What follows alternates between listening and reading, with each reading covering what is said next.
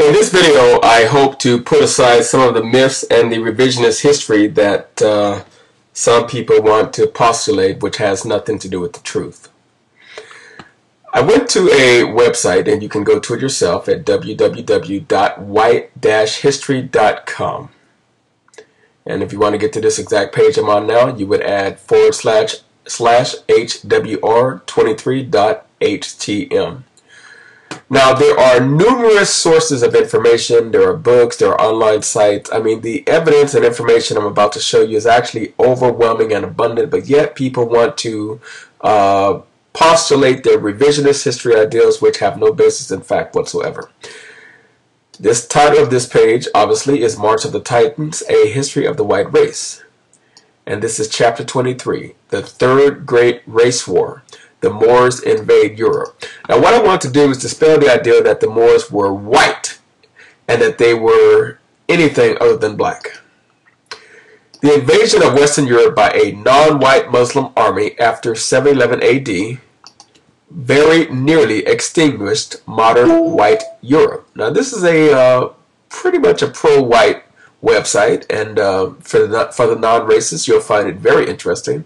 It shows a lot of the accomplishments of the white race and how they basically fought against some of the invasions, and this was one of them. But then there are revisionist people that want to tell you that any and everyone that ever did anything was white, and that basically whites invaded another white country, and that is not, in fact, the case. That's why they're calling it the Third Great Race War. Okay? While the Huns were Asiatics, the Moors were a mixed race invasion, part Arabic, part black, and part mixed race, always easily distinguishable from the Visigothic whites of Spain. Okay? The story of this 700-year-long race war is without doubt one of the most arduous ever fought by the whites in defense of their continent. Now let's move down. White Spain invaded. That's what it says. In 711 AD, Ceuta fell to the Moors, and immediately a Moorish fleet sailed across the strait and seized a beachhead on Andalusia in Spain, their first territory on the European mainland. The tribute of 100 white virgins per year. I'm going to try to go through this and get this done in about 5 minutes if it's possible. Here's a picture. A dramatic painting based on actual events showing Moors celebrating the fall of a white Spanish town with white females captured alive. For several years, the Moors demanded and received a yearly tribute of young white girls for their use in their harems after the great Moorish victory of 711. This is a Moor.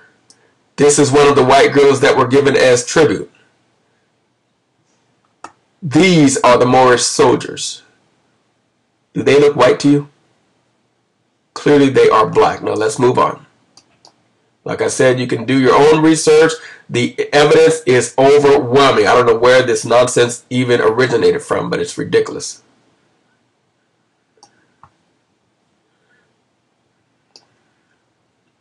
Left. The non-white Moorish advance into Europe seemed unstoppable when in 732 they launched a massive invasion of present-day France.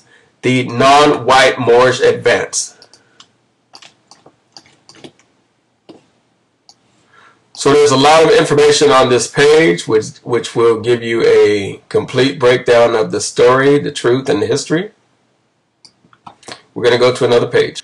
On the top of this page, Appendix 13, the mixed racial origins of the Moors. Who were the Moors? Then they give you a definition of them. I scroll down to this part, the racial makeup of the Moors, and that's what people seem most interested in.